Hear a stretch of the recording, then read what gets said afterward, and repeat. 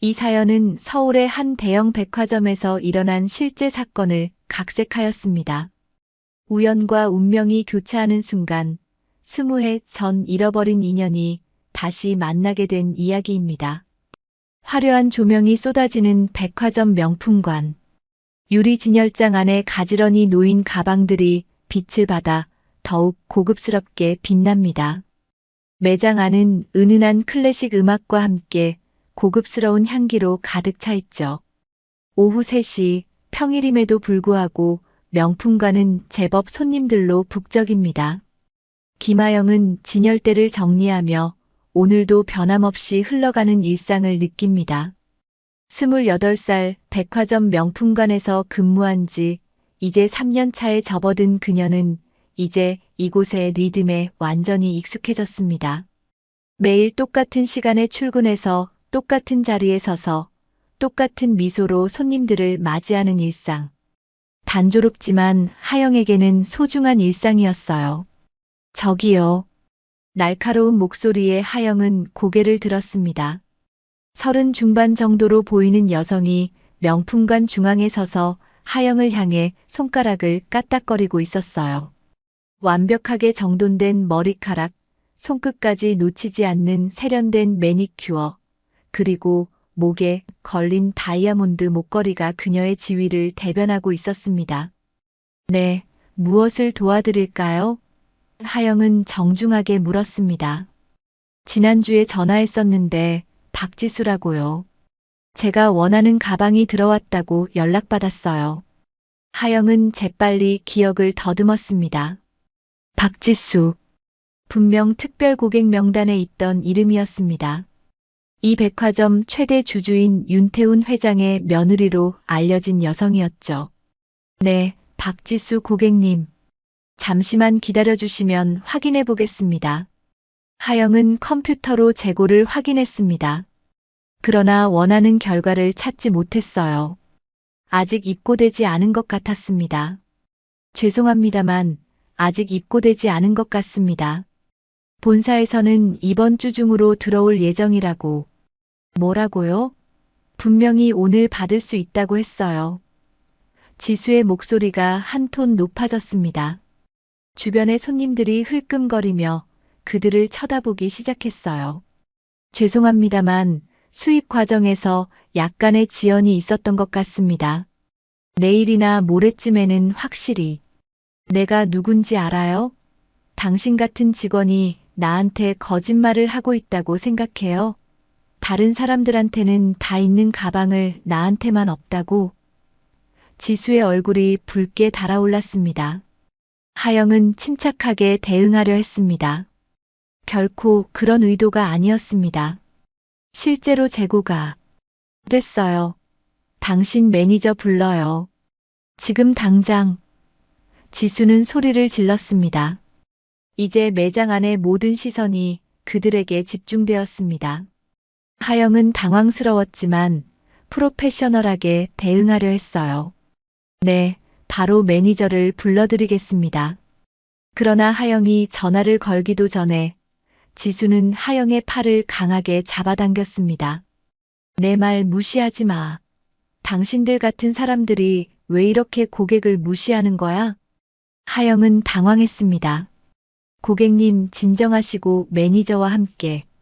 그 순간 예상치 못한 일이 벌어졌습니다. 지수의 손이 하영의 뺨을 강하게 내리쳤어요.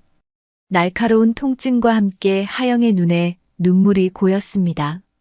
이런 무례한 직원은 처음 봤어요. 당장 해고시켜야 해요. 하영은 뺨을 감싸쥐며 충격에 빠졌습니다. 주변에서는 놀란 탄성과 수군거림이 들려왔어요. 그녀는 자존심이 상했지만 직업적인 태도를 유지하려 애썼습니다. 무슨 일이죠? 깊고 무게감 있는 남자의 목소리가 들렸습니다. 매장의 분위기가 순식간에 변했어요.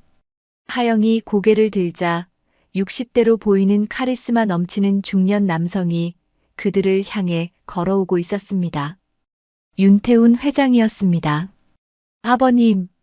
지수는 갑자기 태도를 바꾸며 달려가 태훈의 팔을 잡았습니다. 이 직원이 너무 무례해요. 제가 부탁한 가방도 없다고 하고 완전히 무시하듯이 대해서 태우는 지수의 말을 듣는 듯 마는 듯하며 시선을 하영에게 고정했습니다. 그리고 그 순간 그의 눈에 이상한 빛이 스쳤어요. 마치 오래된 기억이 되살아난 것처럼 말입니다. 하영은 그의 시선이 자신의 얼굴, 특히 눈과 콧날에 머무는 것을 느꼈습니다. 그리고 이어서 그의 시선이 그녀의 왼쪽 손목으로 향했어요. 하영은 무의식적으로 소매를 당겨 희미한 흉터를 가렸습니다. 이름이 어떻게 되죠? 태훈의 목소리는 이상하게 떨렸습니다. 김하영입니다. 그 이름을 듣는 순간 태훈의 표정이 굳어졌습니다.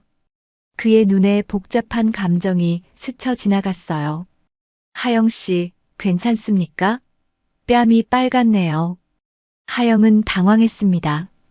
방금 전까지 자신을 무시하던 고객의 시아버지가 갑자기 자신을 걱정해주는 상황이 이해되지 않았거든요. 네, 괜찮습니다.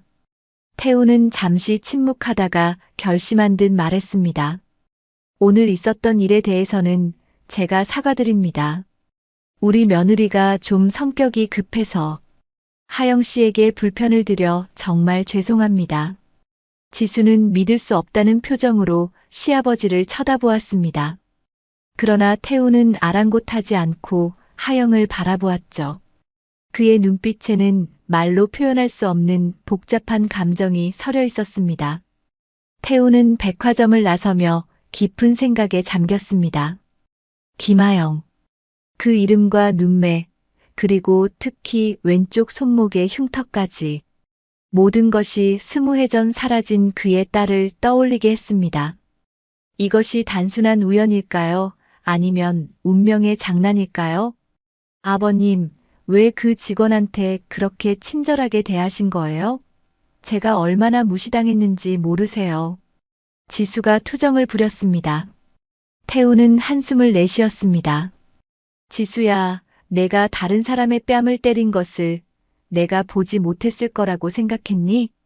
그건 그 직원이 너무 무례해서. 그만해. 태훈의 목소리는 차갑고 단호했습니다. 내가 한 행동은 변명의 여지가 없어. 사람들 앞에서 내 체면을 살려준 것만으로도 고마워해야 할 거야. 태훈은 차에 타며 비서에게 지시했습니다. 오비서, 방금 본 백화점 직원에 대해 모든 정보를 알아봐. 김하영이라는 이름이야. 특히 그녀의 출생 기록과 가족 관계에 대해 철저히 조사해. 네, 회장님. 어떤 특별한 이유가 있으신가요? 태우는 창밖을 바라보며 20해 전으로 돌아갔습니다. 놀이공원에서 9살 딸 윤서연이 사라진 그 끔찍한 날.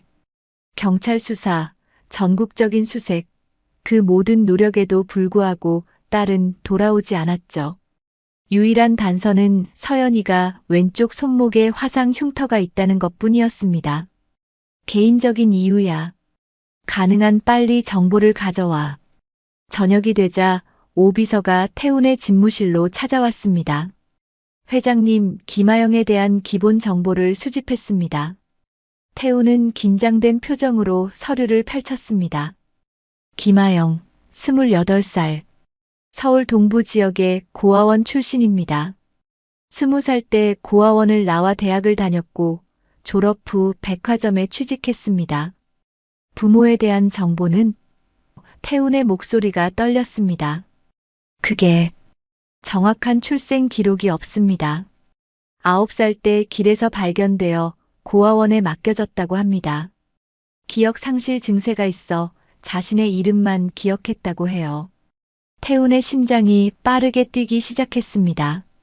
9살 딸이 사라진 나이와 정확히 일치했습니다. 그리고 손목의 흉터, 그 특징적인 눈매까지. 이것은 단순한 우연이 아닐 수도 있었습니다. DNA 검사를 할 수 있는 방법을 찾아봐. 하지만 절대 하영 씨가 알아채지 못하게 해. 회장님 혹시 그녀가 회장님의 아직 확신할 수 없어. 하지만 가능성은 있어. 태우는 책상 서랍을 열어 오래된 사진 한 장을 꺼냈습니다. 9살 서연이의 웃는 모습. 그 눈매와 콧날은 분명 하영과 닮아 있었습니다. 한편 하영은 퇴근 후 작은 원룸으로 돌아왔습니다. 오늘 있었던 일을 생각하며 한숨을 내쉬었죠. 뺨은 여전히 아팠지만 그보다 더 마음을 복잡하게 만드는 것은 윤태훈 회장의 이상한 시선이었습니다. 하영은 거울 앞에 서서 자신의 얼굴을 바라보았습니다. 누구를 닮았을까? 부모님은 어떤 분들이었을까? 왜 자신을 버렸을까? 20회가 넘도록 풀리지 않는 의문들이었어요. 왼쪽 손목에 희미한 흉터를 손가락으로 천천히 따라갔습니다. 유일하게 과거와 연결된 단서 같은 이 흉터. 하영은 어떻게 이 상처를 입었는지 기억하지 못했습니다. 또 혼자 생각에 빠져 있네. 룸메이트 민지가 들어오며 말했습니다. 백화점 같은 층에서 일하는 친구였죠. 오늘 무슨 일 있었어? 명품관에서 소동이 있었다던데. 하영은 한숨을 쉬었습니다. 윤태훈 회장 며느리한테 뺨 맞았어. 뭐라고? 진짜야? 어떻게 된 거야? 하영은 오늘 있었던 일을 모두 이야기했습니다. 지수의 무례한 행동부터 태훈 회장의 이상한 관심까지. 그런데 말이야, 윤태훈 회장이 나를 보는 눈빛이 이상했어.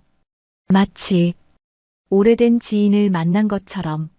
민지는 눈을 동그랗게 뜨며 말했습니다. 혹시 회장님이 너한테 반한 건 아닐까? 로맨스 소설 같잖아. 하영은 웃음을 터뜨렸습니다. 말도 안 돼. 그분은 60대야. 게다가 이미 가족도 있는 분인데. 그럼 뭐지? 갑자기 관심을 보이는 게 이상하긴 하네. 하영은 창밖을 바라보며 생각에 잠겼습니다. 사실 그녀도 모를 수 없었습니다. 태훈 회장의 시선에는 단순한 호기심 이상의 무언가가 있었어요. 마치 오래된 상실감, 그리움 같은 것이 느껴졌습니다. 다음 날 아침 하영은 평소와 같이 백화점으로 출근했습니다. 매니저가 그녀를 사무실로 불렀어요. 하영 씨, 어제 일에 대해 어떻게 생각해? 하영은 조심스럽게 대답했습니다.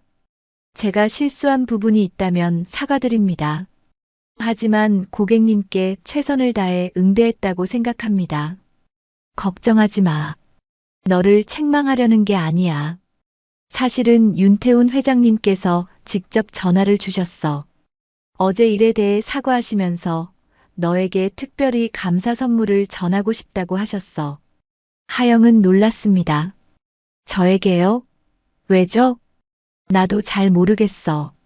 아무튼 오늘 오후에 회장님께서 직접 오신다고 하셨어. 하영은 혼란스러웠습니다.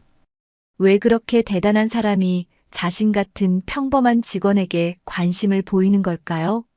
어제 있었던 일은 불행한 해프닝에 불과했을 텐데 말이죠. 그날 오후 예고된 대로 태훈이 백화점을 찾았습니다. 하영은 그를 보자 긴장감을 느꼈습니다. 태훈은 따뜻한 미소를 지으며 다가왔어요. 하영 씨, 어제 일로 다시 한번 사과드립니다. 우리 며느리가 많이 반성하고 있어요. 하영은 공손하게 고개를 숙였습니다. 아닙니다. 이미 지나간 일입니다. 혹시 잠시 시간 있으세요? 차 한잔하면서 이야기 나누고 싶은데. 하영은 당황했지만 거절하기 어려운 분위기였습니다. 네, 잠시 휴식 시간이 있습니다. 그들은 백화점 VIP 라운지로 향했습니다.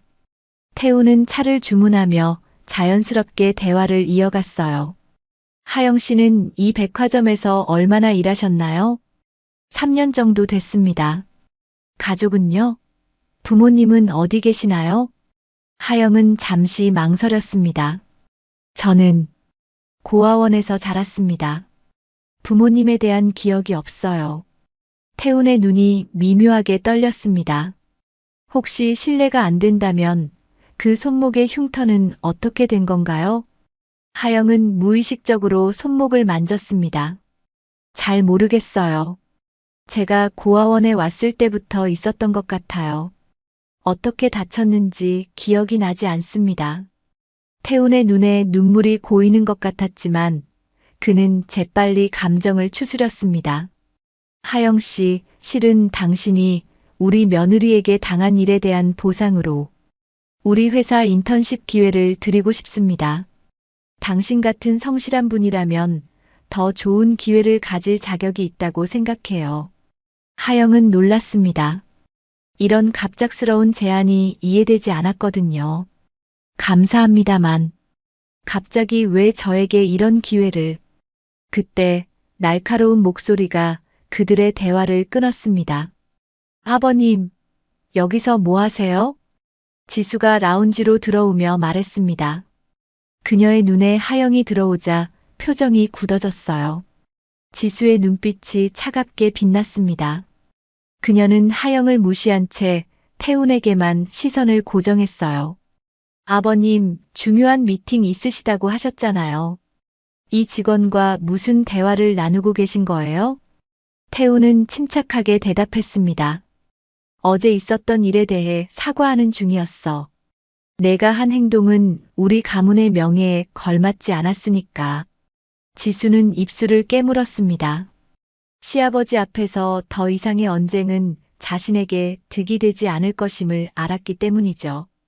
그녀는 억지로 미소를 지으며 하영을 향해 고개를 살짝 숙였습니다.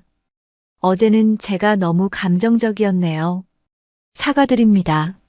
하지만 그녀의 눈빛은 전혀 사과하는 기색이 없었습니다. 오히려 내가 우리 시아버지의 관심을 받는 이유가 뭐지? 라는 의심과 경계심이 역력했어요. 하영은 불편한 상황에서 벗어나고 싶었습니다. 죄송합니다만 이제 업무로 돌아가야 할 것 같습니다. 회장님, 고객님, 좋은 하루 되세요. 하영이 자리를 떠나자 지수는 즉시 태훈에게 물었습니다. 아버님, 대체 무슨 일이에요? 왜 그 직원에게 그렇게 친절하게 대하시는 거예요? 태훈은 차를 한 모금 마시며 딸의 사진이 담긴 지갑을 무의식적으로 만졌습니다. 지수야, 사람을 함부로 대하지 마라. 내 행동은 단순히 그 직원뿐 아니라 우리 가문의 이미지에도 해를 끼친다. 저도 알아요. 하지만 아버님이 그 직원에게 보이는 관심은 단순한 사과 이상으로 보여요. 마치 특별한 이유라도 있는 것처럼요. 태우는 잠시 침묵했습니다. 그리고 깊은 한숨을 내쉬었어요. 지수야, 내게는 너희들이 모르는 과거가 있단다. 과거요? 내게는 첫 번째 결혼해서 태어난 딸이 있었어. 지금이라면 하영 씨와 비슷한 나이였을 거야. 지수의 눈이 커졌습니다. 첫 번째 결혼이요? 그런 이야기는 들은 적이 없어요. 그 아이는 20해 전에 실종됐어. 놀이공원에서 잠시 눈을 뗀 사이에. 그 후로 찾지 못했지. 태훈의 눈에 그때의 아픔이 그대로 남아 있었습니다. 지수는 처음으로 시아버지의 취약한 모습을 보았습니다. 그럼 혹시 그 직원이? 태훈은 고개를 저었습니다. 확실한 건 아니야. 하지만 나이와 특징이 너무 일치해. 특히 그 손목의 흉터. 내 딸도 같은 자리에 화상 흉터가 있었어. 지수의 얼굴이 창백해졌습니다. 만약 하영이 정말 태훈의 딸이라면 그것은 자신의 위치에 직접적인 위협이 될 수 있었습니다. 태훈 회장의 막대한 재산과 기업 상속에 새로운 변수가 생기는 셈이니까요. 아버님, 확인은 하셨나요? 아직. 하지만 곧 DNA 검사를 할 예정이야. 지수는 마음속으로 계산을 시작했습니다. 어떻게 하면 이 상황을 자신에게 유리하게 만들 수 있을지 말이죠. 한편 하영은 매장으로 돌아와 일에 집중하려 했지만 태훈과의 대화가 자꾸 머릿속을 맴돌았습니다. 그의 눈빛에는 단순한 호기심이나 연민을 넘어선 무언가가 있었어요. 마치 오래된 그리움 같은 것이 느껴졌습니다. 하영아, 괜찮아? 민지가 옆에서 물었습니다. 응, 그냥 좀 혼란스러워. 무슨 일 있었어? 하영은 태훈과의 만남에 대해 간략히 설명했습니다. 민지는 흥분된 표정으로 말했어요. 와, 정말 드라마 같다. 혹시 내가 재벌 가문에 잃어버린 상속녀 같은 거 아닐까? 하영은 웃음을 터뜨렸습니다. 말도 안 돼. 그냥 회장님이 며느리의 행동에 미안해하신 것뿐이야. 그래도 이상하잖아. 그 큰 회사의 인턴십을 갑자기 제안한다니. 분명 뭔가 이유가 있을 거야. 하영은 잠시 생각에 잠겼습니다. 사실 그녀도 이 상황이 이해되지 않았어요. 하지만 한편으로는 자신의 과거에 대한 단서를 찾을 수 있는 기회일지도 모른다는 생각도 들었습니다. 그날 저녁 하영이 퇴근하려는 순간 매니저가 그녀를 불렀습니다. 하영 씨, 잠깐 들어봐. 내일부터 당분간 다른 층으로 발령나. 하영은 놀랐습니다. 갑자기요? 무슨 이유로요? 매니저는 난처한 표정을 지었습니다. 그게 윗선의 지시야. 너무 걱정하지 마. 일시적인 조치일 뿐이야. 하영은 이상한 느낌을 받았습니다. 이것이 어제 있었던 사건과 관련이 있다는 것을 직감적으로 알 수 있었어요. 아마도 지수가 자신을 명품관에서 내보내기 위해 압력을 넣었을 것입니다. 퇴근길 하영은 무거운 마음으로 버스 정류장에 서 있었습니다. 갑자기 옆에 검은색 고급 세단이 멈춰 섰어요. 창문이 내려가자 태훈의 얼굴이 보였습니다. 하영 씨, 집에 가는 길인가요? 태워드릴까요? 하영은 망설였습니다. 이런 상황이 익숙하지 않았고 정중히 거절하는 것이 좋을지 고민했어요. 감사합니다만 괜찮습니다. 버스가 곧 올 거예요. 잠시만요. 사실 드릴 말씀이 있습니다. 태훈의 진지한 표정에 하영은 궁금증을 느꼈습니다. 그녀는 조심스럽게 차에 올랐어요. 하영 씨가 내일부터 다른 층으로 발령 난다고 들었습니다. 태훈이 말했습니다. 하영은 놀랐습니다. 어떻게 아셨어요? 제 며느리의 소행임을 압니다. 미안합니다. 하영은 침묵했습니다. 대체 이 모든 일이 왜 자신에게 일어나는 것인지 이해할 수 없었어요. 하영 씨, 솔직히 말씀드리겠습니다. 태훈이 진지한 목소리로 말했습니다. 사실 내게는 20해 전에 잃어버린 딸이 있었습니다. 하영의 심장이 빠르게 뛰기 시작했습니다. 그 아이는 9살 때 놀이공원에서 실종됐어요. 경찰과 전국적인 수색에도 불구하고 찾지 못했죠. 그리고 그 아이의 왼쪽 손목에는 화상 흉터가 있었습니다. 하영은 무의식적으로 자신의 손목을 만졌습니다. 태훈의 시선이 그 움직임을 놓치지 않았어요. 그 아이의 이름은 윤서연이었습니다. 침묵이 차 안을 가득 채웠습니다. 하영은 말을 잇지 못했어요. 머릿속이 복잡했습니다. 자신이 정말 그의 잃어버린 딸일 가능성이 있을까요? 하지만 그녀는 자신이 김하영이라는 것 외에는 아무것도 기억하지 못했습니다. 저는 9살 때 길에서 발견되어 고아원에 맡겨졌다고 들었어요. 제 이름 외에는 아무것도 기억하지 못했고요. 태훈의 눈에 눈물이 고였습니다. 하영 씨, 내 말이 갑작스럽고 당황스러울 것 같습니다. 하지만 DNA 검사를 해보면 어떨까요? 그럼 확실히 알 수 있을 테니까요. 하영은 심장이 터질 것 같았습니다. 평생 알고 싶었던 자신의 뿌리를 찾을 수 있는 기회였습니다. 하지만 한편으로는 두려움도 느꼈어요. 만약 그가 자신의 아버지가 아니라면, 또다시 실망과 상처를 받게 된다면 생각할 시간이 필요합니다. 하영이 조용히 말했습니다. 태훈은 이해한다는 듯 고개를 끄덕였습니다. 물론입니다. 서두르지 않겠습니다. 하지만 하나만 약속해 주세요. 며느리가 뭐라고 하든 백화점 일을 그만두지 말아주세요. 내가 책임지고 지켜드리겠습니다. 하영은 그저 고개를 끄덕일 뿐이었습니다. 그녀의 평범했던 일상이 하루아침에 뒤흔들리는 기분이었어요. 집에 돌아온 하영은 침대에 누워 천장을 바라보았습니다. 만약 자신이 정말 윤태훈의 딸이라면, 그렇다면 왜 9살 때 실종된 것일까요? 누가 그녀를 데려갔을까요? 그리고 왜 그녀는 아무것도 기억하지 못하는 걸까요? 28년을 살아오면서 한 번도 자신의 정체성에 대해 이렇게 깊이 고민해 본 적이 없었습니다. 하영은 눈을 감았지만 잠은 쉽게 오지 않았어요. 다음 날 아침 하영은 무거운 마음으로 출근했습니다. 예고된 대로 그녀는 명품관에서 지하 1층 생활용품 매장으로 발령받았어요.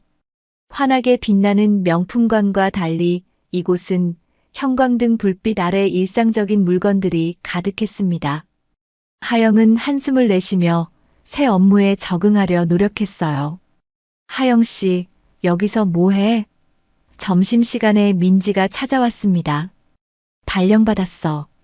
어제 말했잖아. 민지는 분개한 표정을 지었습니다. 진짜 너무해. 다들 알고 있어. 박지수가 너를 내쫓으려고 압력을 넣었다는 거.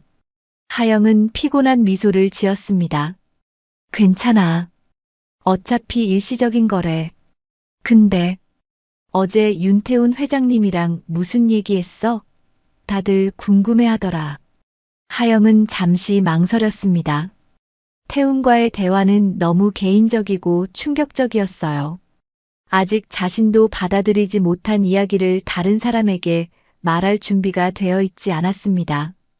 그냥 사과하시고 위로해 주셨어. 별거 아니야. 민지는 의심스러운 눈빛으로 하영을 쳐다보았지만 더 캐묻지는 않았습니다.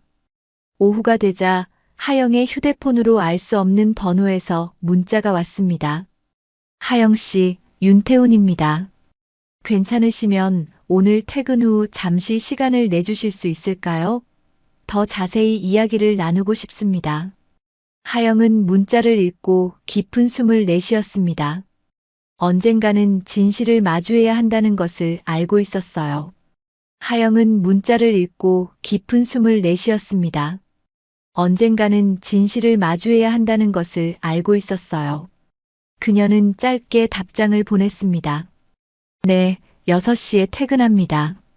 퇴근 시간 약속대로 태훈의 차가 백화점 직원 출입구 앞에 기다리고 있었습니다. 하영은 긴장된 마음으로 차에 올랐어요. 오늘 하루 어땠습니까? 태훈이 따뜻한 미소로 물었습니다. 적응 중입니다. 괜찮아요. 태훈은 미안한 표정을 지었습니다. 지수의 행동에 대해 다시 한번 사과드립니다. 그 아이가 아직 어리고 성숙하지 못해서 신경 쓰지 마세요. 그보다 어제 말씀하신 것에 대해 더 알고 싶습니다. 태우는 고개를 끄덕였습니다. 한적한 곳으로 가서 이야기할까요? 그들은 한강이 내려다 보이는 조용한 카페로 향했습니다. 저녁 노을이 강물을 붉게 물들이고 있었어요. 이 사진을 보여드리고 싶습니다. 태훈이 지갑에서 오래된 사진 한 장을 꺼냈습니다. 사진 속에는 9살쯤 되어 보이는 귀여운 소녀가 놀이공원에서 웃고 있었습니다. 하영은 사진을 자세히 들여다보았어요. 낯설면서도 어딘가 익숙한 얼굴이었습니다. 소녀의 눈매와 콧날은 분명 자신과 닮아 있었어요. 이게 서연이인가요? 태우는 고개를 끄덕였습니다. 내 딸이자 내가 생각하기에 당신일 가능성이 큰 아이입니다. 하영은 목이 메었습니다. 어떻게 실종된 건가요? 태우는 깊은 한숨을 내쉬었습니다. 20년 전 5월 서연이의 생일을 맞아 놀이공원에 갔었습니다. 그때 내 사업이 한창 바쁠 때라 전화를 받느라 잠시 눈을 뗀 사이에 서연이가 사라졌어요. 태훈의 눈에 눈물이 고였습니다. 경찰, 사설 탐정, 전국적인 수색. 할 수 있는 모든 것을 다했지만 아무런 단서도 찾지 못했습니다. 마치 땅속으로 사라진 것처럼 말이죠. 그리고 1년 후 서연이 엄마는 견디지 못하고 우울증으로 세상을 떠났습니다. 나는 그 후로도 계속 찾았어요. 지금까지도 단 하루도 딸을 잊은 적이 없습니다. 하영은 심장이 무거워지는 것을 느꼈습니다. 이 모든 이야기가 자신과 연결되어 있다는 사실이 믿기지 않았어요. 제가 정말 서연인지 어떻게 확신하시나요? 태우는 조심스럽게 말했습니다. 확신할 수는 없습니다. 하지만 나이가 일치하고 실종 시기와 당신이 고아원에 들어간 시기가 일치해요. 그리고 무엇보다 그 손목의 흉터. 서연이는 6살 때 주전자 물을 엎질러 화상을 입었어요. 정확히 당신 손목과 같은 위치예요. 하영은 자신의 손목을 바라보았습니다. 그녀에게는 흉터에 대한 기억이 없었습니다. 단지 고아원에 왔을 때부터 있었다는 것만 알고 있었어요. 그리고 당신의 눈매와 콧날은 서연이 엄마를 닮았습니다. 첫 순간 당신을 보았을 때 마치 과거로 돌아간 것 같았어요. 하영은 혼란스러웠습니다. 만약 자신이 정말 윤서연이라면 왜 아무것도 기억하지 못하는 걸까요? 그리고 누가 왜 그녀를 납치했을까요? 만약 제가 정말 회장님의 딸이라면 왜 아무런 기억이 없을까요? 태우는 천천히 대답했습니다. 심리학자들에 따르면 심각한 트라우마를 겪은 아이들은 기억 상실을 경험할 수 있다고 해요. 자신을 보호하기 위한 마음의 방어 기제라고 합니다. 하영은 생각에 잠겼습니다. 그녀의 머릿속에는 수많은 의문이 맴돌았어요. 정말 자신이 윤서연일까? 그렇다면 실종 후 무슨 일이 있었던 걸까? 회장님, DNA 검사 어떻게 진행하나요? 태훈의 눈이 희망으로 빛났습니다. 간단해요. 구강 면봉으로 샘플만 채취하면 됩니다. 일주일 정도면 결과가 나올 거예요. 하영은 깊은 숨을 내쉬었습니다. 알겠습니다. 해보죠. 태우는 감격에 찬 표정으로 하영의 손을 잡았습니다. 고맙습니다, 하영 씨. 아니, 어쩌면 서연아. 그 순간 카페 창밖으로 익숙한 얼굴이 스쳐 지나갔습니다. 지수였어요. 그녀는 카페 안을 바라보다가 하영과 태훈을 발견하고 표정이 굳어졌습니다. 하영은 본능적으로 위험을 감지했어요. 저기, 박지수 씨가 밖에 있어요. 태훈이 고개를 돌렸을 때는 이미 지수의 모습이 사라져 있었습니다. 보이지 않는데요? 방금 전까지 있었어요. 우리를 봤어요. 태훈은 걱정스러운 표정을 지었습니다. 지수가 이 상황을 어떻게 받아들일지 염려됩니다. 그 아이는 상속 문제에 민감해요. 하영은 불안감을 느꼈습니다. 만약 자신이 정말 윤태훈의 딸이라면 그것은 지수에게 직접적인 위협이 될 수 있었어요. 이미 지수는 하영을 명품관에서 쫓아냈습니다. 앞으로 더 심한 보복이 있을지도 모른다는 생각에 하영은 몸을 떨었습니다. 걱정 마세요. 내가 당신을 지킬 겁니다. 태훈이 단호하게 말했습니다. 우선 DNA 검사부터 진행해보죠. 그들은 의료원으로 향했습니다. 간단한 절차로 DNA 샘플을 채취했고 태우는 신속한 결과를 위해 특별 의뢰를 부탁했어요. 일주일 후면 진실을 알 수 있을 겁니다. 태훈이 말했습니다. 하영은 고개를 끄덕였습니다. 일주일. 그 시간이 그녀의 인생을 완전히 바꿔놓을 수도 있었습니다. 집으로 돌아가는 길 하영은 마음이 복잡했습니다. 만약 자신이 정말 윤서연이라면 그동안의 자신은 누구였던 걸까요? 김하영이라는 정체성은 무엇이었을까요? 그리고 앞으로 어떻게 살아가야 할까요? 하영이 아파트 입구에 도착했을 때 어두운 그림자가 그녀를 기다리고 있었습니다. 지수였어요. 하영 씨, 잠깐 이야기 좀 할까요? 지수의 목소리는 달콤했지만 그 속에 숨겨진 도끼가 느껴졌습니다. 하영은 긴장했지만 피할 수 없다는 것을 알았습니다. 무슨 일이신가요? 그냥 시아버님과 무슨 관계인지 궁금해서요. 요즘 많이 만나시는 것 같던데.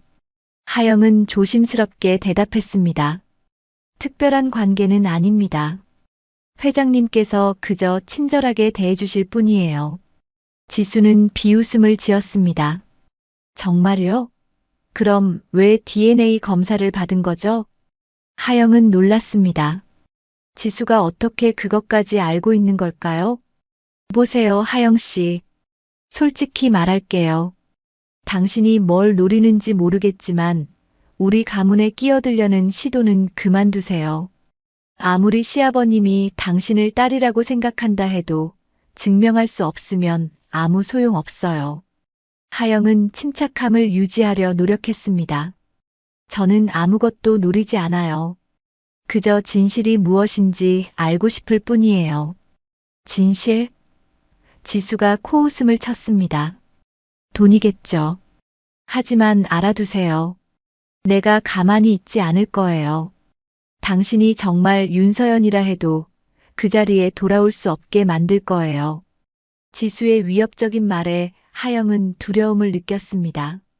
하지만 동시에 분노도 느껴졌어요. 왜 자신이 이런 대우를 받아야 하는 걸까요? 그저 자신의 뿌리를 찾고 싶을 뿐인데 말이죠. 박지수 씨, 저는 당신의 자리를 빼앗으려는 게 아니에요. 그저 내가 누구인지 알고 싶을 뿐이에요. 지수는 차갑게 웃었습니다. 그럼 기대해 볼게요. 일주일 후에 진실이 밝혀지면 어떤 결과가 나올지. 그녀는 돌아서서 걸어갔습니다. 하영은 그 자리에 얼어붙은 채로 서 있었어요. 앞으로 일주일. 그 시간이 그녀에게 천국이 될지 지옥이 될지 알 수 없었습니다. 일주일의 시간이 더디게 흘렀습니다. 하영은 매일 아침 일어나면서 자신의 정체성에 대한 질문으로 머리가 무거웠습니다. 거울 속 자신의 얼굴을 바라보며 과연 그녀가 정말 윤서연인지 아니면 그저 우연의 일치로 태운의 희망적 사고에 휘말린 것인지 궁금했어요. 백화점에서의 일상은 계속됐지만 이제 하영에게 모든 것이 달라 보였습니다. 지하 1층 생활용품 매장에서 일하는 동안 그녀는 자주 자신의 손목 흉터를 바라보곤 했어요. 이 작은 상처가 그녀의 과거와 미래를 연결하는 열쇠일지도 모른다는 생각이 들었습니다. 오늘도 멍해 보이네. 민지가 점심시간에 말했습니다. 하영은 미소를 지었습니다. 미안, 요즘 생각할 게 많아서. 그 회장님 때문에 그래. 자꾸 만나는 것 같던데. 하영은 한숨을 내쉬었습니다. 민지에게 모든 사실을 말하고 싶었지만 아직은 때가 아니라고 생각했어요. DNA 결과가 나오기 전까지는 확실한 것이 없었으니까요. 복잡한 일이 좀 있어. 나중에 다 말해줄게. 그날 오후 하영은 재고 정리를 하던 중 갑자기 누군가 자신을 부르는 소리를 들었습니다. 하영 씨. 돌아보니 태훈이 서 있었습니다. 그의 표정이 심각해 보였어요. 회장님, 무슨 일이신가요? 태훈은 주변을 둘러본 후 조용히 말했습니다. 잠시 나와서 이야기할 수 있을까요? 그들은 백화점 옥상 정원으로 향했습니다. 늦여름의 햇살이 따뜻하게 내리쬐고 있었어요. 무슨 일이신가요? 혹시 결과가 나왔나요? 하영이 긴장된 목소리로 물었습니다. 태우는 고개를 저었습니다. 아직이요. 하지만 다른 문제가 생겼습니다. 지수가 당신을 해고시키려 합니다. 하영은 놀라지 않았습니다. 지수가 자신을 위협한 이유로 이런 일이 일어날 것이라고 예상했으니까요. 이유가 뭐라고 하던가요? 고객 응대 불량이라나. 물론 다 꾸며낸 이유죠. 내가 최대한 막고 있지만 지수는 상당한 영향력을 가지고 있습니다. 하영은 한숨을 내쉬었습니다. 괜찮아요. 어차피 이 일이 저에게 평생 직업은 아니었으니까요. 태우는 진지한 표정으로 하영을 바라보았습니다. 하영 씨, 당신이 정말 내 딸이라면 이런 걱정은 할 필요가 없을 거예요. 하지만 그것과 상관없이 내가 당신을 지켜드리겠습니다. 하영은 태훈의 진심 어린 말에 감동했습니다. 하지만 동시에 부담감도 느꼈어요. 만약 DNA 검사 결과가 부정적으로 나온다면 그때 태훈은 어떤 실망감을 느낄까요? 회장님 혹시 제가 서연이 아니라면 어떻게 하실 건가요? 태훈은 잠시 침묵했습니다. 그리고 조용히 대답했어요. 물론 실망하겠지만 그래도 당신을 도울 겁니다. 당신은 아무 잘못이 없으니까요. 하영의 눈에 눈물이 고였습니다. 이 세상에 자신을 진심으로 걱정해주는 사람이 생겼다는 사실이 그녀에게는 큰 위로가 되었어요. 다음 날 하영이 출근하자 매니저가 그녀를 불렀습니다. 하영 씨, 미안하지만 오늘부로 계약 해지야. 하영은 예상했던 일이었지만 그래도 충격을 받았습니다. 이유가 뭔가요? 위에서 내려온 지시라. 자세한 이유는 나도 몰라. 정말 미안해. 하영은 묵묵히 고개를 끄덕였습니다. 그녀는 사물함을 정리하고 동료들과 작별 인사를 나눴어요. 민지는 눈물을 글썽이며 하영을 꼭 안아주었습니다. 이건 정말 부당해. 어떻게 이럴 수 있어? 하영은 미소를 지었습니다. 괜찮아. 새로운 시작이라고 생각할게. 백화점을 나서는 순간 하영은 이상하게도 홀가분한 기분을 느꼈습니다. 마치 오랜 시간 자신을 묶고 있던 사슬에서 벗어난 것 같았어요. 그녀는 한강변을 따라 천천히 걸었습니다. 20해 동안 자신이 김하영으로 살아왔는데 이제 그 정체성이 흔들리고 있었습니다. 휴대폰이 울렸습니다. 태훈이었어요. 하영 씨, 들었습니다. 정말 미안합니다. 내가 막지 못했어요. 괜찮아요, 회장님. 오히려 홀가분한 기분이에요. 오늘 저녁 시간 있으신가요? 식사라도 함께 하고 싶은데. 하영은 잠시 고민했습니다. 그리고 결심했어요. 네, 괜찮습니다. 그날 저녁 태훈과 하영은 한적한 레스토랑에서 만났습니다. 태훈은 하영에게 자신의 회사에서 일할 것을 제안했지만 하영은 정중히 거절했어요. 회장님 감사하지만 제가 DNA 결과가 나오기 전에 그런 결정을 내리는 것은 옳지 않을 것 같아요. 태훈은 이해한다는 듯 고개를 끄덕였습니다. 현명한 생각이에요. 그럼 결과가 나올 때까지 어떻게 지내실 건가요?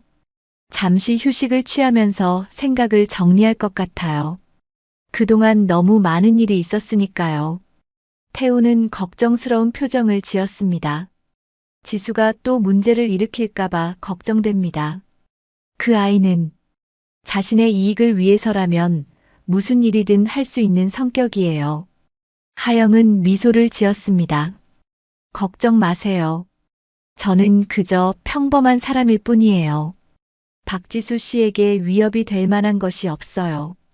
그때 태훈의 휴대폰이 울렸습니다.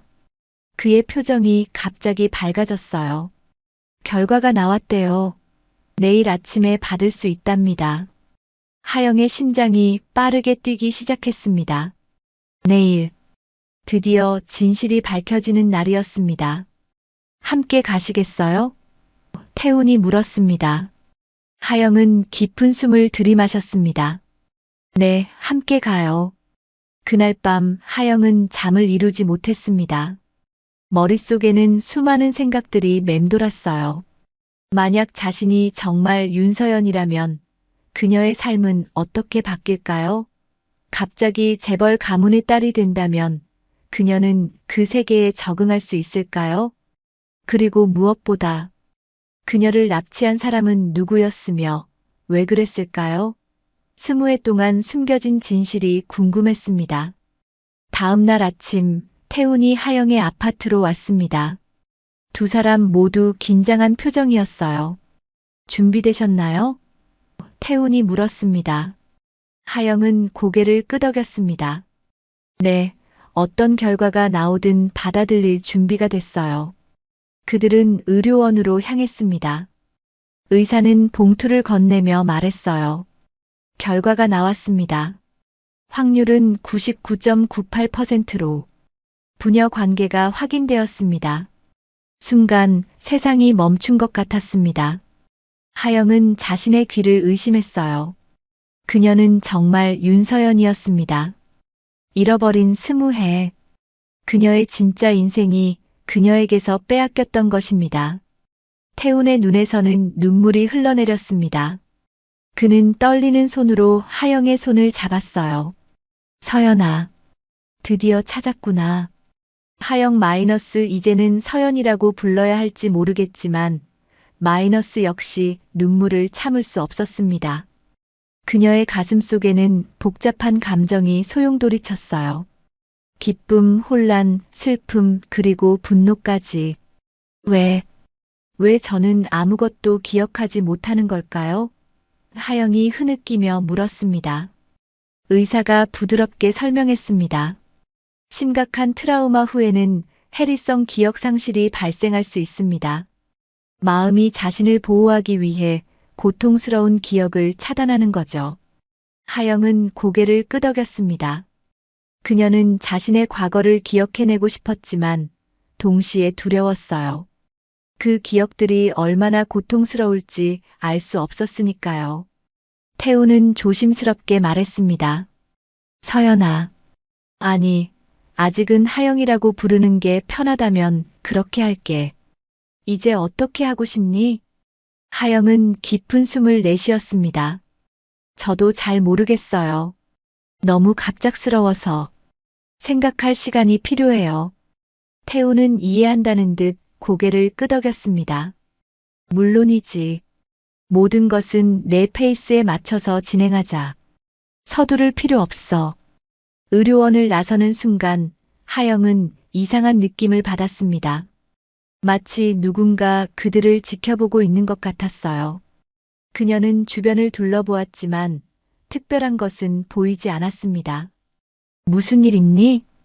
태훈이 물었습니다. 아니요. 그냥 기분 탓인 것 같아요. 그들이 차에 오르려는 순간 지수가 그들 앞에 나타났습니다. 그녀의 표정은 분노로 가득 차 있었어요. 결과가 나왔나요? 지수가 차갑게 물었습니다. 태우는 단호하게 대답했습니다.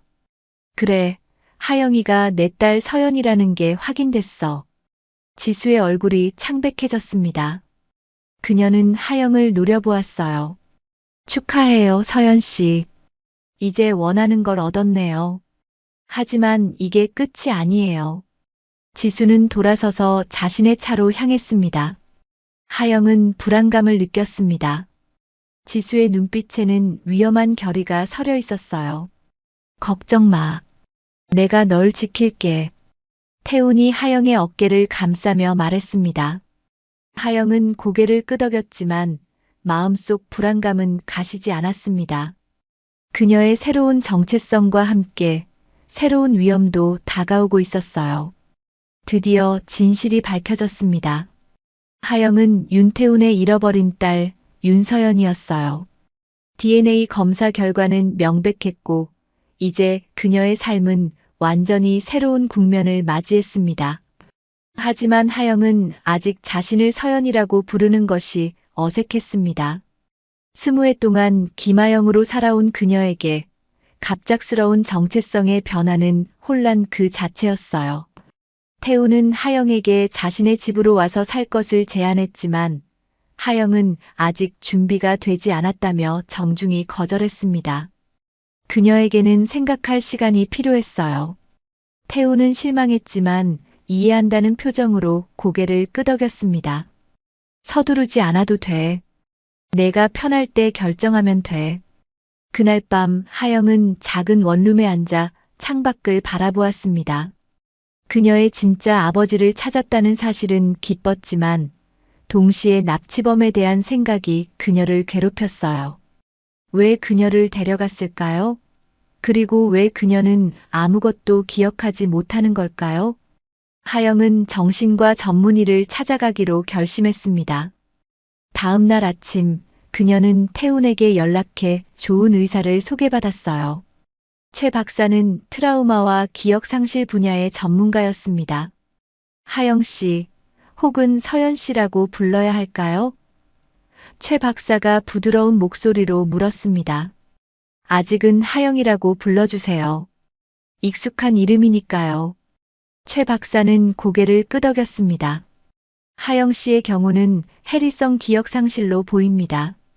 심각한 트라우마를 겪었을 때 우리 뇌는 자기 보호 메커니즘으로 그 기억을 차단해요. 제 기억을 되찾을 수 있을까요? 가능할 수도 있습니다. 하지만 그 과정은 쉽지 않을 거예요. 그리고 중요한 건 기억이 돌아올 때 준비가 되어 있어야 한다는 점입니다. 그 기억들은 고통스러울 수 있으니까요. 하영은 깊은 숨을 내쉬었습니다. 시도해보고 싶어요. 제가 누구인지, 무슨 일이 있었는지 알아야 할 것 같아요. 최 박사는 하영에게 최면 치료를 제안했습니다. 그녀의 잠재의식에 접근해 봉인된 기억을 불러일으키는 방법이었어요. 하영은 긴장되었지만 진실을 마주할 준비가 되어 있었습니다. 편안히 누우세요. 제 목소리에 집중하세요. 천천히 깊은 숨을 들이마시고 내쉬세요. 최 박사의 부드러운 지시에 따라 하영은 서서히 최면 상태로 들어갔습니다. 그녀의 의식은 점점 과거로 돌아갔어요. 이제 20해 전으로 돌아가 볼게요. 놀이공원에 있는 자신을 상상해 보세요. 무엇이 보이나요? 하영의 얼굴이 일그러졌습니다. 그녀의 호흡이 가빠지기 시작했어요.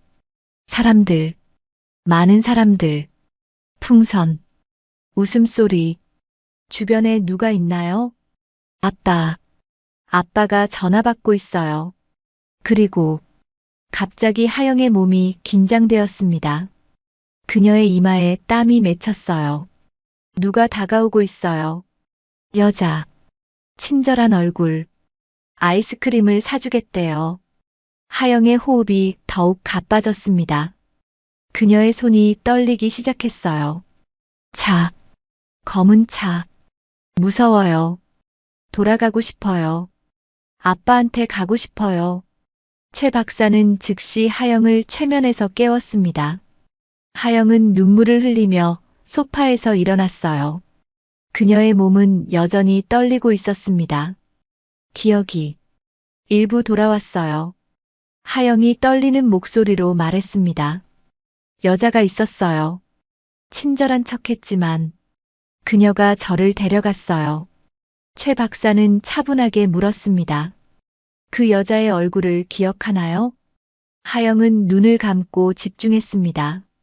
흐릿해요. 하지만 중년 여성이었던 것 같아요.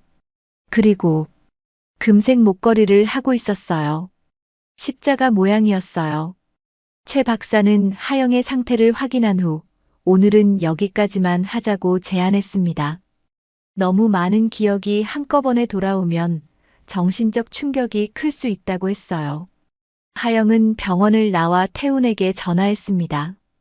그녀는 방금 겪은 일과 기억난 단서들을 모두 이야기했어요. 금색 십자가 목걸이, 태훈의 목소리가 긴장되었습니다. 그건 민서의 목걸이랑 비슷한데. 민서요? 누구신가요? 내 첫 번째 아내의 여동생이야. 내 이모지. 하지만 그럴 리가 없어. 민서는 서연이를 너무 사랑했어. 하영은 혼란스러웠습니다. 자신의 이모가 자신을 납치했다는 것은 너무 충격적인 생각이었어요. 하지만 그 목걸이는 분명히 기억나는 것이었습니다. 더 알아봐야 할 것 같아요. 다음 치료 때 더 많은 기억이 돌아올지도 모르겠어요. 태우는 깊은 한숨을 내쉬었습니다. 조심해. 지수가 너에 대해 좋지 않은 소문을 퍼뜨리고 있어. 내 돈을 노린 사기꾼이라나. 하영은 가슴이 아팠습니다. 그녀는 단 한 번도 태훈의 재산을 노린 적이 없었어요. 그저 자신의 정체성을 찾고 싶었을 뿐인데 왜 이런 오해를 받아야 하는 걸까요? 괜찮아요. 진실은 언젠가 밝혀질 거예요. 다음 날 하영은 두 번째 최면 치료를 받았습니다. 이번에는 더 깊은 기억으로 들어갔어요. 차 아니에요. 무서워요. 여자가 뭔가를 마시라고 해요. 달콤한 맛이 나요. 하영의 표정이 고통스러워졌습니다. 그녀의 손이 왼쪽 손목을 강하게 붙잡았어요. 아파요. 손목이 아파요. 불이 있어요. 최 박사는 즉시 하영을 최면에서 깨웠습니다. 하영은 숨을 헐떡이며 깨어났어요. 그녀의 눈에는 공포가 가득했습니다. 그 여자가 제 손목에 있던 흉터를 지우려고 했어요. 제가 누군지 알아보지 못하게 불로 지진 거예요. 최 박사는 충격을 받았지만 전문가답게 차분함을 유지했습니다. 굉장히 용감하게 이 기억들을 마주하고 있네요. 계속할 준비가 되면 알려주세요. 하영은 병원을 나와 바로 태훈에게 전화했습니다. 그녀는 방금 알게 된 끔찍한 진실을 이야기했어요. 어떻게 그런 짓을. 내 손목의 화상은 내가 6살 때 생긴 거였는데 그 여자가 그 위에 다시 화상을 입혔다고? 태훈의 목소리가 분노로 떨렸습니다. 그런 것 같아요. 제 신원을 숨기기 위해서였던 것 같아요. 태훈은 잠시 침묵했습니다. 그리고 조용히 말했어요. 민서는 20년 전에 사망했어. 서연이가 실종된 지 6개월 후에 교통사고로. 하영은 충격을 받았습니다. 그럼 그 여자가 민서 씨가 아니었을 수도 있겠네요? 아니면 사고가 아니었을 수도 있고. 둘 사이에 무거운 침묵이 흘렀습니다. 만약 민서가 정말 하영을 납치한 범인이라면 그녀의 죽음은 우연이 아닐 수도 있었어요. 무언가 더 큰 비밀이 숨겨져 있는 것 같았습니다. 그날 저녁 하영은 집으로 돌아가는 길에 누군가 자신을 미행하는 느낌을 받았습니다. 그녀는 빠른 걸음으로 아파트로 향했어요. 현관에 도착했을 때 그녀는 문이 살짝 열려 있는 것을 발견했습니다. 두려움에 떨며 하영은 조심스럽게 문을 밀었습니다. 원룸 안은 완전히 엉망이었어요. 누군가 그녀의 집을 뒤진 것이 분명했습니다. 하영은 즉시 경찰에 신고했고 태훈에게도 연락했습니다. 태훈은 곧바로 달려왔어요. 괜찮니? 다친 데는 없어? 태훈이 걱정스럽게 물었습니다. 하영은 고개를 저었습니다. 괜찮아요. 그냥 좀 놀랐어요. 경찰은 침입자의 흔적을 조사했지만 특별한 단서는 발견하지 못했습니다. 하영은 불안한 마음으로 주변을 둘러보았어요. 누가, 왜 그녀의 집을 뒤진 걸까요? 오늘 밤은 내 집에서 지내는 게 어떻겠니? 여기는 안전하지 않아.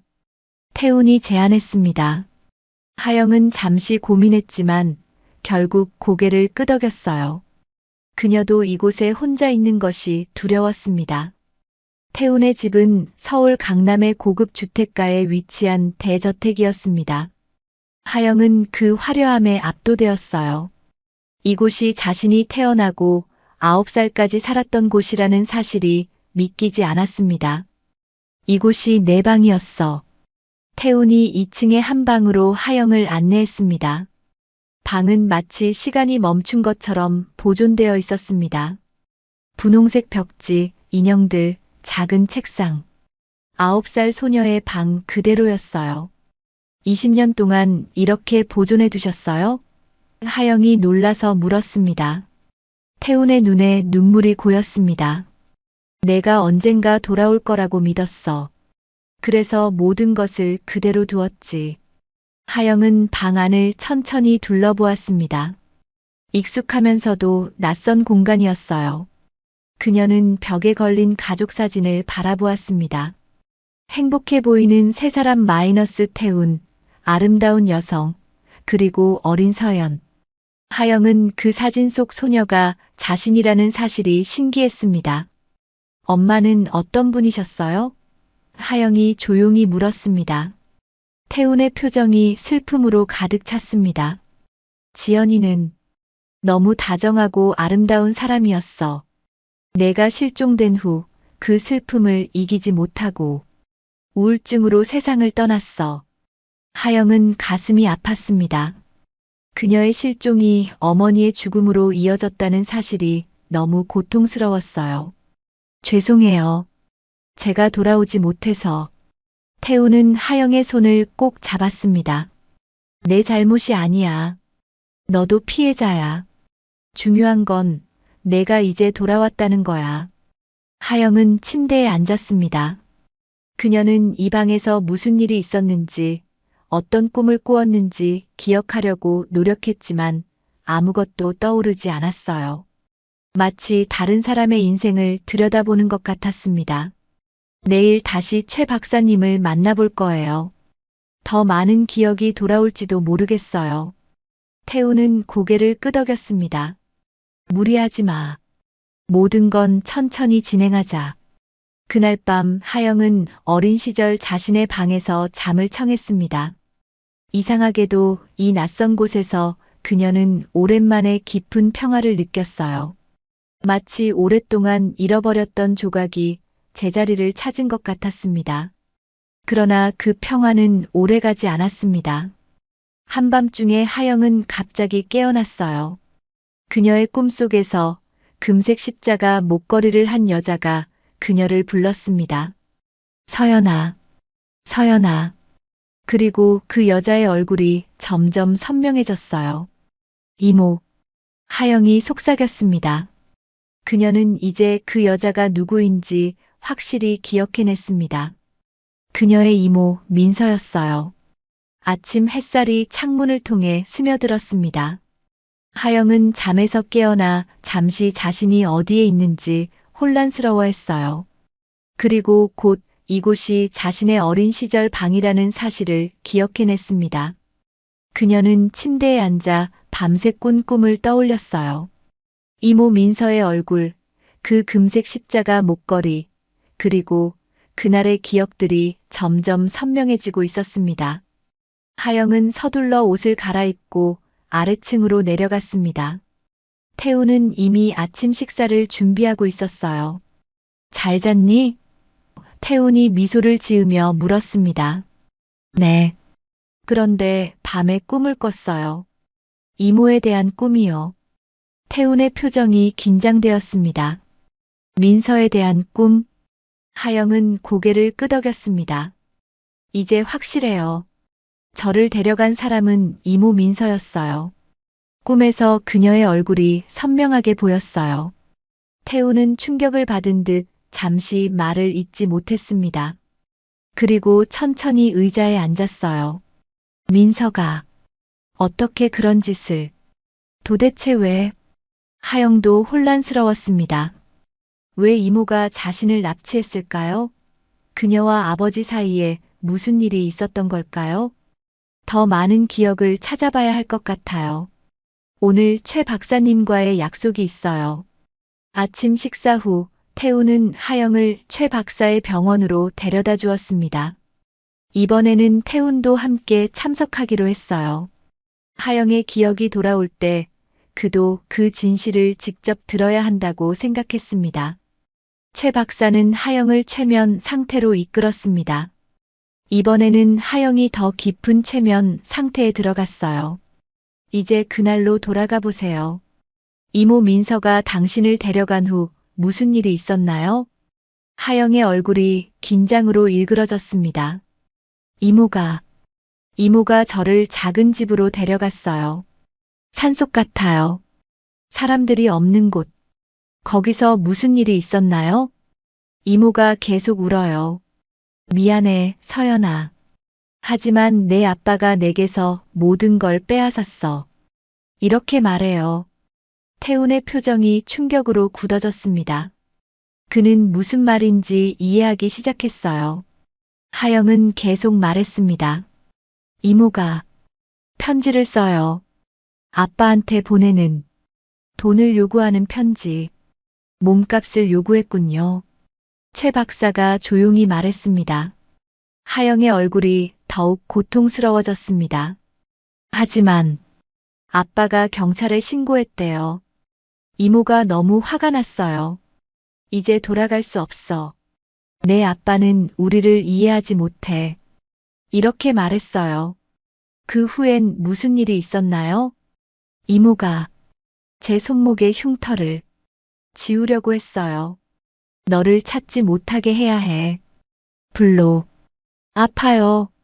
하영의 몸이 격렬하게 떨리기 시작했습니다. 최 박사는 즉시 그녀를 최면에서 깨웠어요. 하영은 눈물을 흘리며 깨어났습니다. 기억났어요. 이모는 저를 인질로 삼아 아버지에게 돈을 요구했어요. 하지만 아버지가 경찰에 신고하자 이모는 저를 돌려보낼 수 없다고 생각했나 봐요. 태우는 충격과 분노로 떨고 있었습니다. 민서가 그런 짓을 어떻게 자신의 조카에게. 하영은 계속해서 기억을 더듬었습니다. 이모는 항상 울면서 말했어요. 내 아빠가 내게서 지연을 빼앗았어. 그리고 회사도. 이런 말을요.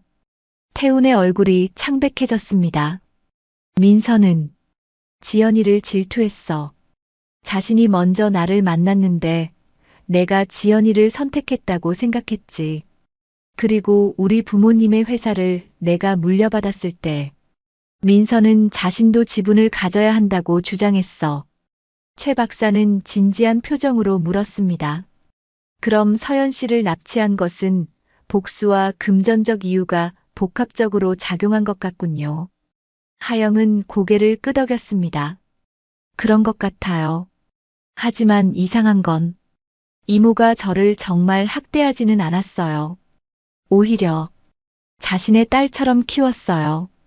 저에게 하영이라는 이름을 지어주고 제가 과거를 잊도록 도왔죠. 그래서 기억 상실이. 최 박사가 중얼거렸습니다. 태우는 분노에 차 있었지만 동시에 혼란스러웠습니다. 민서는 어떻게 죽었지? 교통사고라고 들었는데. 하영은 잠시 생각에 잠겼습니다. 그리고 갑자기 그녀의 눈이 커졌어요. 기억나요. 이모는 자살했어요. 자살? 태훈과 최 박사가 동시에 놀라서 물었습니다. 네. 제가 12살쯤 됐을 때 이모는 계속 우울해하셨어요. 그리고 어느 날 저에게 미안하다고 하시며 편지를 남기고 차를 몰고 나가셨어요. 그리고 절벽에서 하영의 눈에서 눈물이 흘러내렸습니다. 그녀는 이모를 미워해야 할지 불쌍히 여겨야 할지 혼란스러웠어요. 민서는 그녀를 납치했지만 동시에 20년 동안 어머니처럼 그녀를 키웠습니다. 그 후 저는 고아원으로 보내졌어요. 제 과거에 대해 아무것도 기억하지 못했고 이모가 남긴 편지에도 자세한 내용은 없었으니까요. 태우는 깊은 한숨을 내쉬었습니다.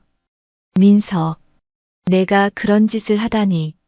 하영은 아버지의 손을 잡았습니다. 이제 알았으니 과거는 과거로 두어요. 중요한 건 우리가 다시 만났다는 거잖아요. 태우는 고개를 끄덕였지만 그의 눈에는 여전히 슬픔이 깃들어 있었습니다. 그는 민서의 행동을 이해할 수 없었고 또한 자신의 딸이 겪었을 고통을 생각하면 가슴이 아팠어요. 병원을 나온 후 태훈과 하영은 잠시 한강변을 걸었습니다. 둘 다 복잡한 감정을 정리할 시간이 필요했어요. 이제 어떻게 할 계획이니? 태훈이 조심스럽게 물었습니다. 하영은 깊은 숨을 들이마셨습니다. 아직은 잘 모르겠어요. 제 인생의 20년가 거짓 위에 세워졌다는 사실을 받아들이기가 쉽지 않네요. 서연아. 아니, 하영이라고 불러주길 원한다면 그렇게 할게. 너에게 적응할 시간이 필요하다는 걸 이해해. 하지만 이제 우리 가족으로 함께 살았으면 해. 하영은 미소를 지었습니다. 감사해요, 아버지. 하지만 아직은 조금 더 시간이 필요해요. 이제 막 과거를 알게 됐고 그것을 소화하는데 시간이 걸릴 것 같아요. 태우는 이해한다는 듯 고개를 끄덕였습니다. 물론이지. 내가 준비될 때까지 기다릴게. 그들이 대화하는 동안 멀리서 지수가 그들을 지켜보고 있었습니다. 그녀의 눈에는 분노와 질투가 가득했어요. 지수는 휴대폰을 꺼내 전화를 걸었습니다. 변호사님, 제가 말한 일 진행해 주세요. 윤태훈 회장의 정신 상태가 불안정하다는 증거를 모아야 해요. 그가 사기꾼에게 속고 있다는 걸 증명해야 합니다. 지수는 하영과 태훈을 향한 복수를 계획하고 있었습니다. 그녀는 자신의 위치와 상속권을 지키기 위해 무슨 일이든 할 준비가 되어 있었어요. 그날 저녁 하영은 태훈의 집에서 저녁 식사를 하던 중 갑자기 뉴스 속보를 보았습니다. TV 화면에는 그녀의 사진과 함께 충격적인 헤드라인이 나왔어요. 재벌 회장 상대 사기극, 윤태훈 회장 잃어버린 딸 논란. 하영은 충격에 휩싸였습니다. 뉴스에서는 그녀가 재벌 회장을 속여 유산을 노리는 사기꾼이라고 보도하고 있었어요. 심지어 DNA 검사 결과가 조작되었을 가능성까지 언급하고 있었습니다. 이게 무슨... 하영이 떨리는 목소리로 말했습니다. 태우는 분노에 차서 TV를 껐습니다. 지수의 짓이 분명해. 그 아이가 이런 기사를 흘렸을 거야. 하영은 충격에서 벗어나지 못했습니다. 그녀는 단 한 번도 태훈의 재산을 노린 적이 없었어요. 그저 자신의 정체성을 찾고 싶었을 뿐인데 이제 온 나라에 사기꾼으로 낙인 찍히고 있었습니다. 어떻게 해야 하죠? 하영이 떨리는 목소리로 물었습니다. 태훈은 단호하게 말했습니다. 진실을 밝힐 거야. 내일 기자회견을 열어 모든 사실을 공개하겠어. DNA 검사 결과, 내가 어떻게 발견됐는지, 민서의 이야기까지. 모든 진실을 말이야. 하영은 두려웠지만 더 이상 숨을 수는 없다고 생각했습니다. 진실이 밝혀져야만 그녀는 새로운 삶을 시작할 수 있을 거예요. 다음 날 아침 태훈의 회사 건물 앞에는 수많은 기자들이 모여들었습니다. 태훈은 하영의 손을 꼭 잡고 기자회견장으로 향했어요. 두려워하지 마. 내가 함께 있을게. 태훈이 하영에게 속삭였습니다. 기자회견이 시작되고 태훈은 모든 진실을 이야기했습니다. 20년 전 서연이의 실종, 우연한 재회, DNA 검사 결과, 그리고 민서의 범행까지. 기자들은 충격적인 이야기에 숨죽이며 들었어요. 제 딸 서연이는 이제 김하영이라는 이름으로 20년을 살아왔습니다. 그녀는 결코 사기꾼이 아닙니다. 오히려 이런 악의적인 소문을 퍼뜨린 사람들이야말로 진짜 범죄자입니다. 태훈의 목소리는 단호했고 하영은 용기를 내어 기자들 앞에 섰습니다. 저는 단 한 번도 윤태훈 회장의 재산을 노린 적이 없습니다. 그저 제가 누구인지 알고 싶었을 뿐입니다. 이제 그 진실을 알게 되었고 저는 제 과거를 받아들이고 앞으로 나아가고 싶습니다. 기자회견이 끝나고 하영과 태훈은 회사 건물을 빠져나왔습니다. 그때 지수가 그들 앞에 나타났어요. 그녀의 얼굴은 분노로 일그러져 있었습니다. 어떻게 이럴 수 있어요? 온 세상에 저를 악당으로 만들다니.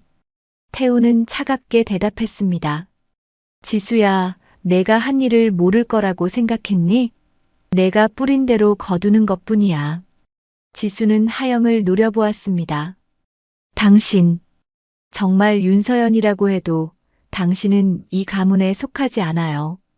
20년 동안 당신은 없었어요. 당신 자리는 이미 없어졌다고요. 하영은 침착하게 대답했습니다. 저는 당신의 자리를 빼앗으려는 게 아니에요. 그저 제 아버지와 함께 있고 싶을 뿐이에요. 지수는 비웃음을 지었습니다. 정말? 그럼 왜 갑자기 DNA 검사를 하자고 했죠?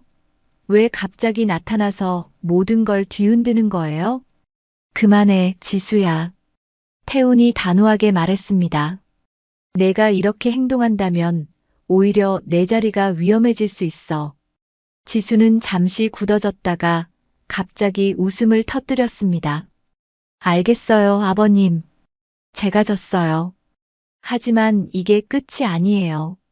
언젠가 당신들은 후회하게 될 거예요. 그녀는 돌아서서 사라졌습니다. 하영은 불안한 마음으로 태훈을 바라보았어요. 괜찮을까요? 태훈은 하영의 어깨를 감싸 안았습니다. 걱정 마. 지수는 항상 저렇게 위협하지만 실제로 무슨 일을 저지르지는 않아. 그저 상처받은 자존심 때문에 그런 거야. 하영은 고개를 끄덕였지만 마음속으로는 여전히 불안했습니다. 지수의 눈빛에서 단순한 위협 이상의 무언가를 느꼈기 때문이에요. 그날 밤 하영은 태훈의 집에서 자신의 방에 누워 천장을 바라보았습니다. 오늘 기자회견으로 그녀의 인생은 또 한 번 크게 바뀌었어요. 이제 그녀는 공식적으로 윤서연, 재벌가의 상속녀로 세상에 알려졌습니다. 하지만 그녀의 마음속에는 여전히 김하영이라는 정체성이 강하게 남아 있었어요. 20년 동안의 삶을 단 며칠 만에 바꿀 수는 없었습니다. 그녀는 윤서연이라는 이름과 정체성을 받아들이는데 시간이 필요했어요. 잠들기 전 하영은 결심했습니다.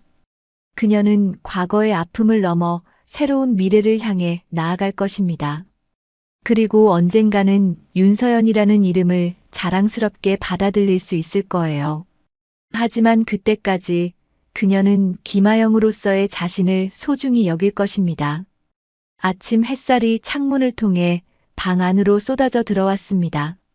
하영은 눈을 뜨고 잠시 자신이 어디에 있는지 혼란스러워했어요. 그리고 곧 이곳이 윤태훈의 집, 자신의 어린 시절 방이라는 것을 기억해냈습니다. 일주일 전 기자회견 이후 그녀의 삶은 완전히 달라졌어요. 이제 하영은 공식적으로 윤서연으로 살아가게 되었습니다. 모든 법적 절차가 마무리되었고 그녀는 법적으로 윤태훈의 딸이자 상속녀로 인정받았어요. 언론에서는 연일 기적적인 재회, 잃어버린 상속녀의 귀환이라는 제목의 기사들을 쏟아냈습니다. 하영은 침대에서 일어나 창밖을 바라보았습니다. 푸른 하늘과 아름다운 정원이 펼쳐져 있었어요. 이 모든 것이 이제 그녀의 것이라는 사실이 아직도 실감나지 않았습니다. 서연아, 일어났니? 태훈이 문을 노크하며 물었습니다. 하영은 여전히 서연이라는 이름이 낯설었지만 점점 익숙해지려고 노력하고 있었습니다. 네, 아버지. 금방 내려갈게요. 그녀는 화장대 앞에 앉아 거울 속 자신을 바라보았습니다. 외모는 여전히 김하영이었지만 이제 그녀는 윤서연이라는 정체성을 받아들이고 있었어요. 어쩌면 두 정체성은 완전히 분리된 것이 아니라 하나의 인격 안에 공존할 수 있을지도 모른다는 생각이 들었습니다. 아래층으로 내려가자 태훈이 아침 식사를 준비하고 있었습니다. 그는 딸을 보자 환한 미소를 지었어요. 잘 잤니? 네, 점점 이곳에 적응하고 있어요.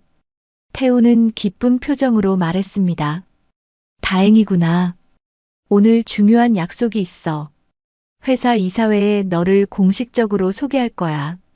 하영은 긴장했습니다. 그녀는 아직 비즈니스 세계에 대해 아는 것이 거의 없었어요. 준비가 안 된 것 같은데요. 걱정 마. 오늘은 그저 소개만 하는 자리야. 내가 경영에 참여하려면 많은 공부가 필요하겠지만 그건 천천히 진행하면 돼. 하영은 안도의 한숨을 내쉬었습니다. 태우는 그녀에게 어떤 압박도 주지 않았어요. 그저 딸을 되찾은 기쁨에 감사하며 그녀가 천천히 적응할 수 있도록 배려해 주었습니다. 아침 식사를 마친 후 태훈과 하영은 회사로 향했습니다. 윤태훈 그룹 본사는 서울 강남의 고층 빌딩에 위치해 있었어요. 하영은 압도적인 규모에 놀랐습니다. 이 모든 것이 아버지의 회사인가요? 태훈은 미소를 지었습니다. 우리 회사지. 이제는 내 것이기도 해. 로비에 들어서자 모든 직원들이 공손하게 인사했습니다. 뉴스를 통해 이미 모두가 하영이 누구인지 알고 있었어요. 그들의 시선이 따갑게 느껴졌지만 하영은 침착함을 유지하려 노력했습니다. 이사회실에 도착하자 10명 정도의 중년 남성들이 자리에 앉아 있었습니다. 그들은 하영을 보자 일제히 일어나 인사했어요. 여러분, 오늘 특별한 손님을 소개합니다. 태훈이 자랑스러운 목소리로 말했습니다. 제 딸 윤서연입니다. 20년 만에 기적적으로 우리 가족으로 돌아왔습니다. 이사들은 박수를 치며 하영을 환영했습니다. 하지만 그들의 눈빛 속에는 의심과 경계심이 숨어 있었어요. 하영은 그들이 자신을 완전히 받아들이기까지 시간이 걸릴 것이라는 것을 알고 있었습니다. 회의가 진행되는 동안 하영은 조용히 앉아 모든 것을 관찰했습니다. 비즈니스 용어들이 오가는 대화는 이해하기 어려웠지만 그녀는 열심히 귀를 기울였어요. 언젠가는 이 모든 것을 이해하고 싶었습니다. 회의가 끝난 후 태우는 하영을 회사 곳곳을 돌며 소개해 주었습니다.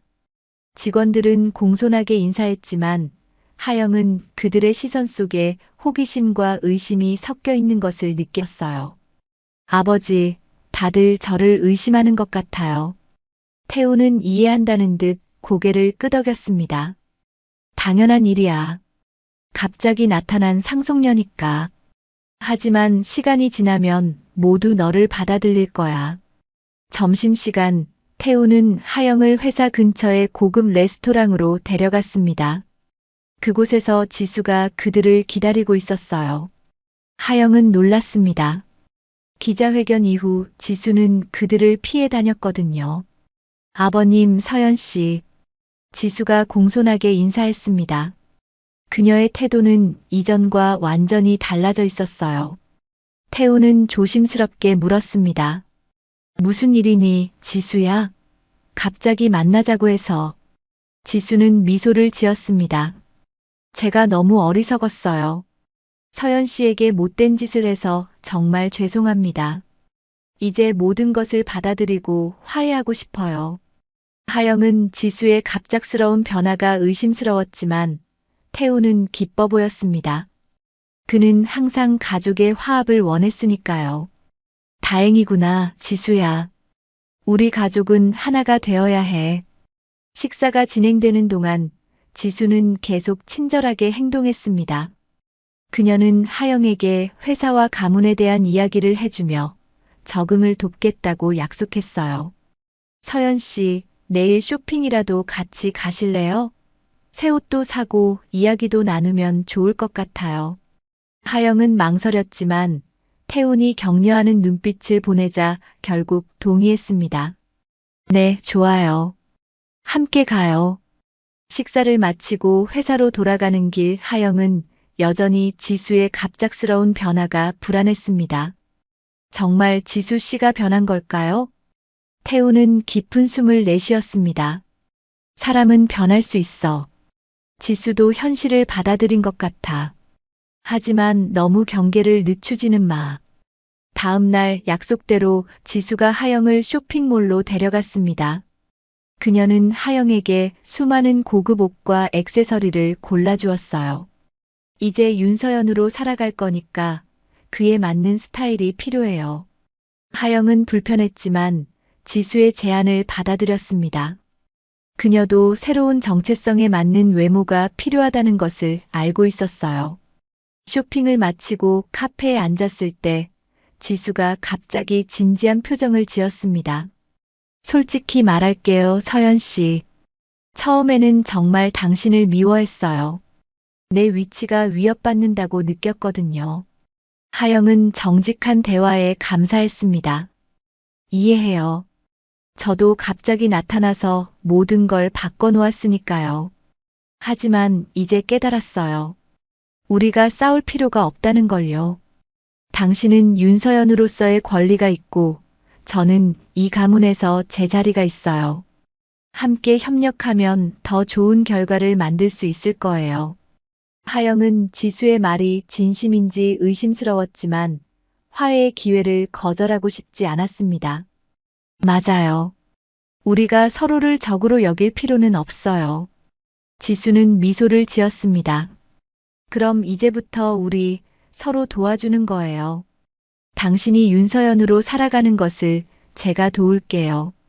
그리고 당신은 우리 가족의 일원으로 아버님을 행복하게 해주세요. 하영은 고개를 끄덕였습니다. 그녀도 태훈을 행복하게 해주고 싶었어요. 오랜 시간 딸을 그리워한 아버지에게 그녀가 줄 수 있는 최소한의 선물이었습니다. 그날 저녁 하영은 태훈에게 지수와의 화해에 대해 이야기했습니다. 태훈은 기뻐하며 그녀를 안아주었어요. 정말 다행이구나. 이제 우리 가족이 하나가 될 수 있겠어. 하영은 미소를 지었지만 마음 한구석에는 여전히 불안감이 자리 잡고 있었습니다. 지수의 변화가 너무 갑작스러웠거든요. 하지만 그녀는 그 불안감을 내려놓고 새로운 시작에 집중하기로 했습니다. 일주일이 지나고 하영은 점점 윤서연으로서의 삶에 적응해가고 있었습니다. 그녀는 태훈의 권유로 경영학 공부를 시작했고 회사에서 인턴십 프로그램에 참여하며 비즈니스를 배웠어요. 지수는 약속대로 그녀가 적응하는 것을 도왔습니다. 어느 날 저녁 태훈은 하영을 놀이공원으로 데려갔습니다. 20년 전 그녀가 실종된 바로 그 놀이공원이었어요. 여기가 제가 사라진 곳인가요? 태훈은 고개를 끄덕였습니다. 이곳에서 너를 잃었어. 그리고 이제 다시 시작하고 싶어. 그들은 놀이공원을 천천히 걸었습니다. 하영은 이곳에 대한 기억이 희미하게 떠올랐지만 완전히 선명하지는 않았어요. 그녀는 아버지의 손을 꼭 잡았습니다. 아버지, 감사해요. 저를 찾아주셔서, 그리고 기다려주셔서. 태훈의 눈에 눈물이 고였습니다. 내가 감사해야지. 내가 돌아와서 내 인생에 다시 빛이 생겼어. 그들은 놀이공원의 관람차에 올랐습니다. 서울의 밤 풍경이 발 아래 펼쳐졌어요. 하영은 창밖을 바라보며 생각했습니다. 20년 전과 지금, 그리고 앞으로의 미래까지. 그녀의 인생은 예상치 못한 방향으로 흘러왔고, 앞으로도 그럴 것입니다. 아버지, 이제 저는 김하영이 아닌 윤서연으로 살아갈 준비가 됐어요. 태훈은 놀라움과 기쁨이 섞인 표정으로 하영을 바라보았습니다. 정말이니? 하영은 고개를 끄덕였습니다. 네. 물론 김하영으로서의 20년을 잊을 수는 없지만 이제는 제 진짜 정체성을 받아들이고 싶어요. 저는 윤서연이에요. 아버지의 딸이고 이 가문의 일원이죠. 태훈은 감격에 찬 표정으로 서연을 안았습니다. 서연아, 정말 기쁘구나. 관람차에서 내린 후 그들은 놀이공원을 나서며 미래에 대한 이야기를 나눴습니다. 서연은 경영학을 공부해 아버지의 회사를 함께 이끌고 싶다고 했고, 태훈은 그녀의 꿈을 전적으로 지지해 주었어요. 집으로 돌아가는 길, 서연은 문득 뒤를 돌아보았습니다. 놀이공원의 불빛이 멀리서 반짝이고 있었어요. 그곳에서 20년 전 그녀의 인생이 완전히 바뀌었습니다. 그리고 이제 그녀는 새로운 시작을 맞이하고 있었어요. 서연의 마음속에는 김하영으로서의 기억과 경험이 여전히 살아 있었습니다. 그것들은 그녀의 일부였고 앞으로도 그럴 것입니다.